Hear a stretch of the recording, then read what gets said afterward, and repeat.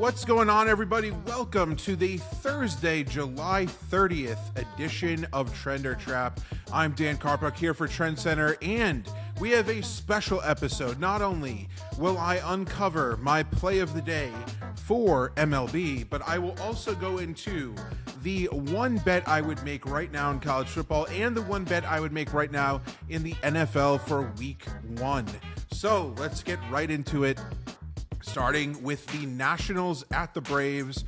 Per TrendsCenter, the Braves have gone 48-26. That's 64.86% for 9.59 units of profit, 8.78% ROI as favorites this season. See, not every trend has to be complicated. This one's nice and simple. Therefore, I'm going to go with the Braves money line, and I'm going to tail this at minus 127 over at Kalshi. So, death, taxes, and me backing the Braves when sportsbooks don't adjust for Ronald Acuna being back in Atlanta's lineup.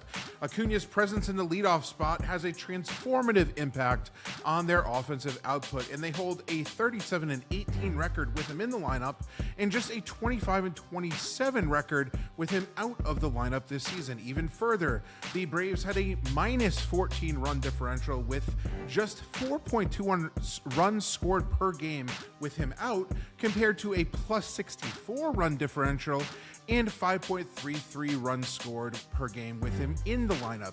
Translation, the offense is pretty average, but does have upside without him, but is elite with upside with him. That's very bad news for Jake Irvin, who is going to start for the Nationals. He's 2-4 with a 5.23 ERA and was just activated off the IL with a shoulder injury. He, of course, pitched 5 shutout innings of no-hit ball with 7 strikeouts against these Braves with Acuna in his last start back on May 23rd. But he's been very bad all year, ranking just in the 4th percentile in barrel percentage, 5th percentile in chase rate, 7th percentile in hard hit rate, 12th percentile in xERA, among other troubling advanced stats. I think he's going to get lit up in this spot.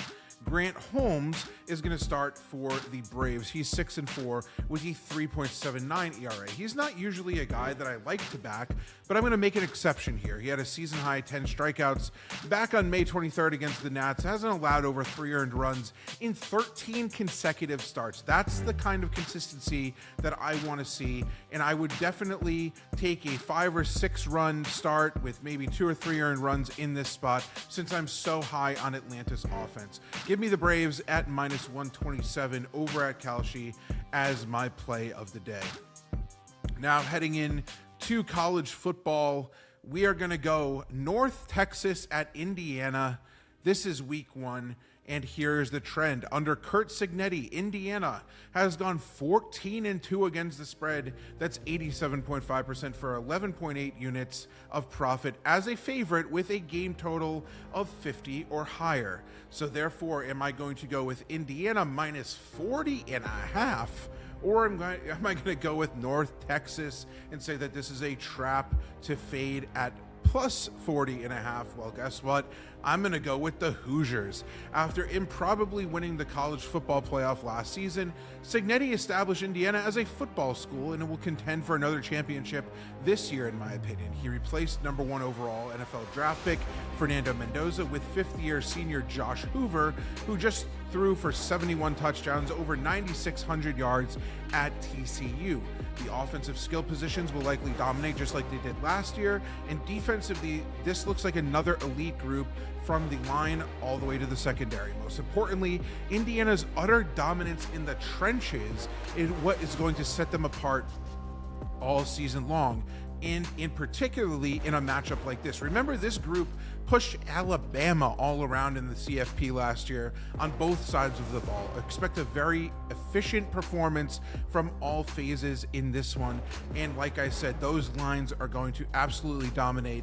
They're going to create a lot of separation on the offensive end, huge running lanes, and they're going to protect the passer. And then on the defensive end, I see them getting a ton of pressure and easily getting into the backfield in this matchup. Former North Texas head coach Eric Morris left for Oklahoma State and poached some of his top players, including reigning NCAA passing yards leader Drew Mestemaker Former Troy and West Virginia head coach Neil Brown just took over the North Texas program, and nearly every starter is going to be out of the transfer portal. Unlike Morris's high-octane new age offense, Brown is going to run a more traditional attack, which is a positive for the Hoosiers and a reason why the line is what it is. The trenches, once again, the main factor in this one. I expect Indiana to dominate on both ends, especially against a team that is going to be playing together for the first official time. This should be an absolute bloodbath. And finally, going to the NFL, the Bears at the Panthers. Here's the trend from TrendsCenter. Under Dave Canales, the Panthers have gone 12-3 to the over. That's 80% for 8.7 units of profit at home with a game total of 39 or higher. So are we going to go with over 44.5, or are we going to go with the under 44.5 and say that this is a trap to fade? I'm going to go with the over and say that this is a trend that I want to tail. This is pretty simple. I like both offenses heading into this season. Let's start with the Panthers, who took some strides forward with Bryce Young at quarterback last season. I like the running back duo of Chuba Hubbard and Jonathan Brooks, as well as Tet McMillan, Jalen Coker, shout out Holy Cross, and Xavier Legette at wideout. Tommy Tremble and Jatavian Sanders are both athletic tight ends that can make plays at well, especially in the around the end zone. I think both of those guys are going to come in handy this year. I also think Carolina's offensive line could sneakily be one of the best groups in the entire NFL. The Browns are going to play a lot of press man coverage under Dennis Allen, who's their defensive coordinator, and while Young struggled in those situations last year due to his receivers' lack of separation ability, I'm going to bank on the fact that this entire core just had a whole offseason to progress together and work on those types of things, especially timing. Timing is going to come in real key. He's going to have some of those back shoulder throws to make. He's going to have to find some tight windows, and I think that he's going to do just that in this matchup. The Panthers added pass rusher Jalen Phillips and linebacker Devin Lloyd in the offseason, but Carolina's strength should come when they're on the other side of the ball. Under Ben Johnson, I expect a huge season from Caleb Williams in his second year within his system. Rome Odunze, Luther Burden III, Colson Loveland, and Cole Kmet should be the highest targeted guys, while DeAndre Swift and Kyle Monangai lead a deep running back room behind a solid offensive line. Since the Panthers utilize a base 3-4 defense, Williams is going to have to make some quick decisions, and he ranks near the top of the league in EPA per play when facing blitzes. He's also very good at reading defensive pre-snap and has a proven ability to turn broken plays into positive gains downfield. I think those skills are definitely going to come to his aid in this matchup. There are, I should say, a lot of question marks on the defensive end for this Bears team, personnel-wise, that need to be addressed throughout training camp. I think there's some position battles that are going to actually be made later in the preseason as well. So I'm much higher on their offense than their defense, which lends perfectly to why I like the over in this game. I think that this could be a back-and-forth, high-scoring affair, and I love over 44.5 points in this one. So that is the one NFL bet I would make right now, along with the Indiana bet that I just announced in college football.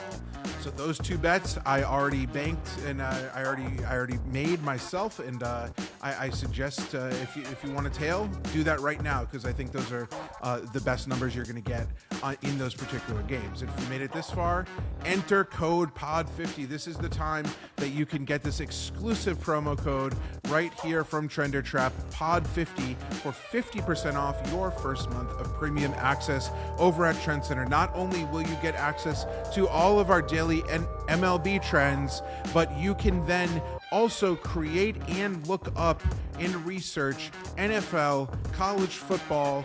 Everything is already loaded in the system. You can put that schedule to August 29th for week 0 for college football. I've already done that multiple times, and just check out what's available there. You can create your own trends. You can do all sorts of fun things. Get up the TrendyBot AI tool that we have, and let the AI help you find exactly what you want to find out heading into the new season. Code POD50, POD50, and for 50% off your first month. And I will be back right here tomorrow with another episode of Trend or Trap.